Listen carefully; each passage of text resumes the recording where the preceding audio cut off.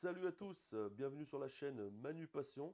Aujourd'hui, deuxième vidéo, on va faire un aquarium marin pour débutants à moins de 430 €. Ou sinon, vous pouvez tout à fait prendre du matériel d'occasion pour baisser encore le prix.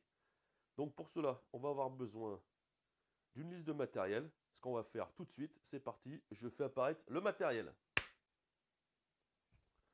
Et voilà, tout le matériel il est là. Donc, en premier lieu, un bac. Moi, j'ai choisi un 54 litres. Je pense que c'est la bonne quantité pour commencer. C'est ni un nano, c'est ni un gros, mais ça sera simple à utiliser. Donc, je pense que c'est intéressant de partir là-dessus. Je l'ai acheté 78 € en magasin. Bien sûr, vous pouvez le trouver d'occasion moins cher. Ou sur Amazon, il y en a un en 60 litres qui est à 69 €, qui est très bien aussi. Ensuite, on aura besoin d'une petite lampe. Donc là, j'ai pris une petite lampe qui devrait aller avec la taille de l'aquarium. Elle est à 36 € sur Amazon. Elle est réglable et pilotable par Wi-Fi. On peut changer sur 3 couleurs. Donc vous pouvez tout choisir sur la Wi-Fi. C'est vraiment pas mal. Ensuite, on va avoir besoin d'une filtration. Donc là, moi, j'ai choisi une filtration cascade qui vient s'accrocher au bac, comme ceci. Mais bien sûr, derrière, on décalera la lampe. Comme ça ne prend pas de place à l'intérieur. C'est bien pratique. Il en existe un sur Amazon avec un petit écumeur intégré qui est à 52 €. Celui-là, c'est un que j'ai qui traînait, donc pour faire le tuto, ça ira très bien. On aura besoin d'une pompe de brassage. Donc moi, j'ai choisi une Thunz pour le coup. C'est une 75, elle fait 1800 litres heure. Elle a un aimant, c'est bien pratique. Ça évite d'une ventouse qui se détache et qui peut tomber dans le sable et faire un sacré bordel dans notre bac. Ensuite, moi j'ai choisi un chauffage automatique avec température affichable. Comme ça, on peut surveiller tout le temps. Voilà pour ce qui est de la technicité. Pour la déco, on va avoir besoin de roche. Donc moi j'ai pris de la roche artificielle, il faut 5 kg. Elle existe sur Amazon à 48 €, il y a un pack. Il faudrait 1 kg de roche vivante. Ça, vous allez en magasin ou sur le Bon Coin ou quelqu'un que vous connaissez qui a déjà une roche qui est déjà vivante dans un bac depuis quelque temps. Au moins ça permet d'apporter les bonnes bactéries tout de suite. Ça accélérera le temps de mise en route du bac. Ensuite, du sable. Donc là, moi j'ai choisi un sable naturel qui vient du Komodo. Il est sur Amazon pour 18 € pour mettre au fond. Moi je préfère, il y en a qui n'aiment pas. Moi j'aime bien parce que je trouve que c'est plus joli, puis ça peut apporter aussi des bactéries. On peut aussi par la suite mettre des petits escargots qui vont s'enfoncer dedans et remuer tout ça, le nettoyer. Ensuite, il nous faudra du sel. Donc moi j'ai choisi du Instant Océane. C'est un sel qui est en 4 kg. Il est sur Amazon au prix de 15,50 €. Donc ça ira très bien pour mélanger avec votre eau. Et ensuite, il nous faut un densimètre pour calculer la teneur en sel dans l'eau. Donc là, il y a plusieurs choix. Je ne vous en ai pas mis en exemple parce qu'il existe des densimètres flotteurs, il existe des petits densimètres à aiguille. Pour commencer, c'est très bien et ça coûte dans les 21 € sur Amazon. Et pour finir, il nous faudra des bactéries. Si vous voulez accélérer le biotope. Moi, j'ai choisi de l'accélérer parce que je ne suis pas très patient. Mais si vous êtes patient, autant attendre que ça se fasse naturellement. Voilà tout pour le matériel. Maintenant, on va passer à la mise en place. Donc, je vous dis à tout de suite pour la partie suivante. Allez, c'est parti pour le montage du matériel et du décor. Alors, on va commencer par installer notre pompe cascade. Donc, hop, on fait la place à côté de la lampe. Donc ça, c'est pratique parce que ça prend pas de place à l'intérieur. Et en plus, ce qui est bien, c'est que quand l'eau retombe par la cascade, ça crée pas mal d'oxygène dans l'eau et ça, c'est super bon pour nos bacs. Ensuite, là, j'ai deux roches, donc une petite, une grosse. Je vais mettre la grosse d'abord. On va voir comment on la met. Il faut laisser un peu d'espace, entre guillemets, de nage devant. On peut la poser directement sur le verre, hein.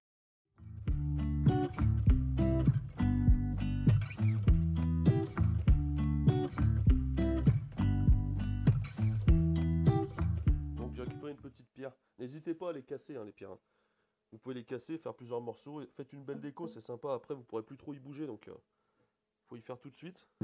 A few moments later. Ok pour les pierres, je pense que c'est pas mal comme ça. Donc ensuite, on va passer à la mise en place du sable. Donc pour le rinçage du sable, on le met dans un seau, on remplit un petit peu d'eau jusqu'à un peu plus haut que la surface du sable, même encore un peu plus, vous allez voir. Alors là, on voit qu'il est quand même assez propre parce que l'eau elle n'est pas laiteuse. Donc je ne veux pas avoir trop de boulot. Donc une fois que c'est bon comme ça, vous le remuez dans l'eau, vous n'hésitez pas, pour bien que l'eau pénètre de partout, c'est ce qui va le faire rincer. Vous videz votre eau, attention de ne pas faire tomber tout ça, le but c'est de faire tomber colossal.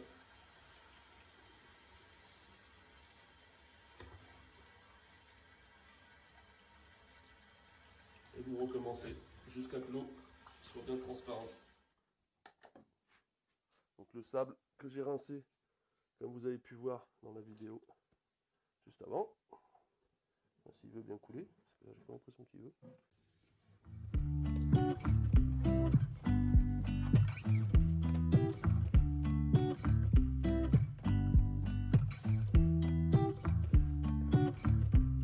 Là je le mets en place comme il faut, je bourre bien sous la pierre.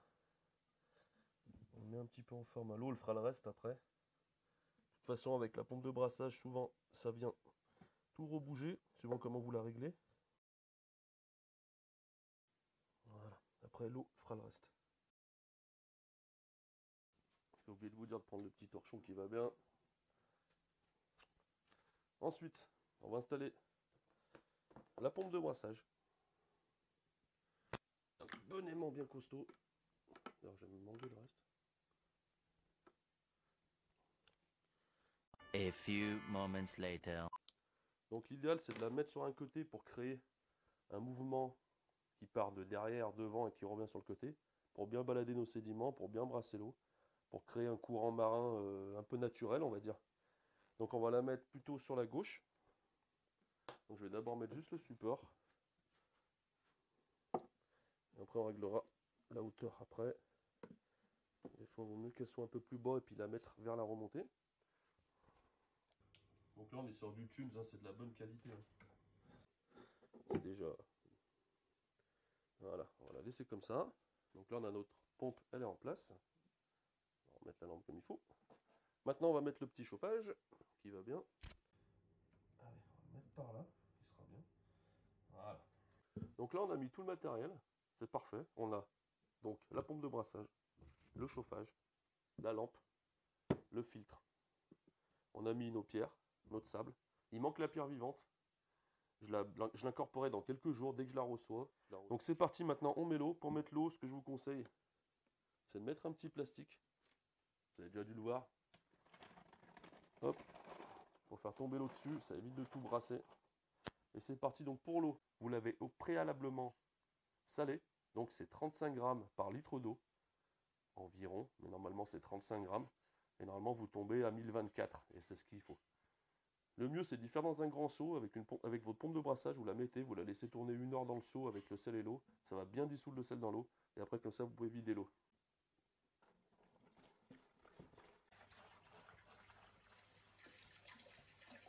Pour l'eau, l'idéal, c'est de l'eau osmosée.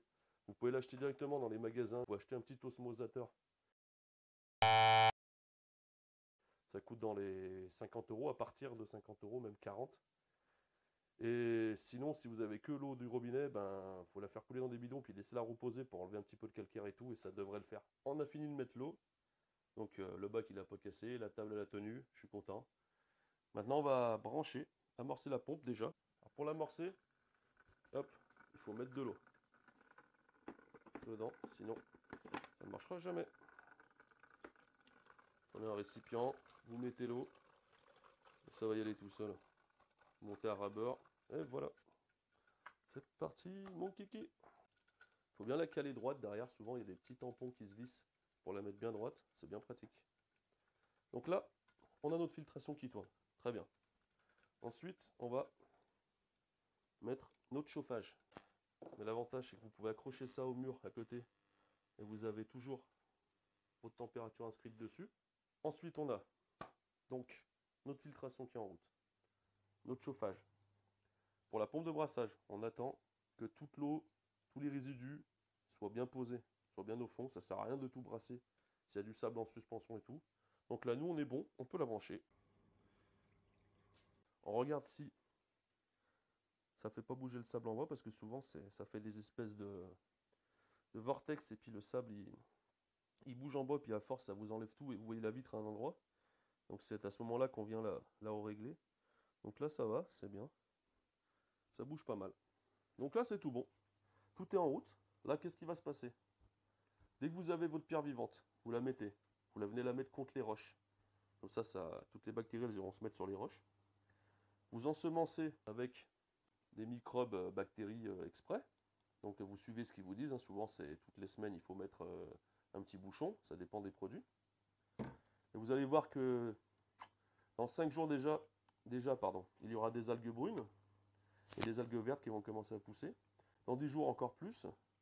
Et puis normalement, dans votre pierre vivante, il y aura plein de petites vies. Vous allez commencer à avoir peut-être des petites étoiles de mer, des petits escargots peut-être, hein, ou d'autres petites bestioles qui sont inconnues. Et vous allez observer tout ça, c'est sympa. Et puis après, il faut bien attendre au moins 3 semaines, un mois avant de mettre les premiers détritivores. Détritivores.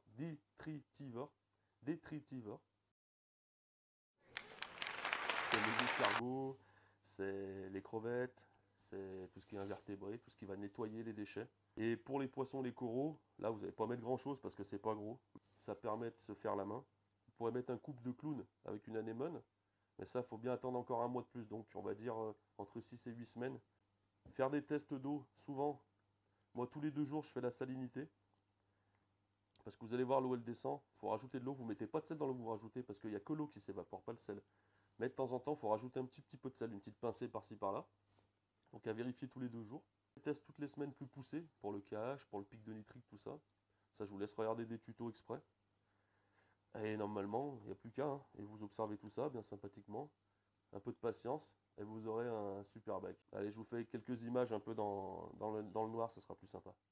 Donc nous voici dans la pénombre de ta vie. Petite Marie, m'entends-tu? Bref, arrêtons de faire les cons. Donc, là on a un bleu moyen, j'ai envie de dire. On peut mettre bleu foncé, blanc, bleu moyen, bleu foncé, blanc, bleu moyen, bleu foncé, blanc. Vous avez compris, il y a 3 modes. Après, il y a tout le paramètre Wi-Fi. J'ai pas encore regardé. Je vous laisse le soin de regarder si vous prenez cette lampe. À mon avis, on peut sûrement régler des timers, tout ça. Sinon, il y a toujours la bonne vieille méthode du programmateur automatique manuel qui, en principe, est très fiable et ne trompe jamais.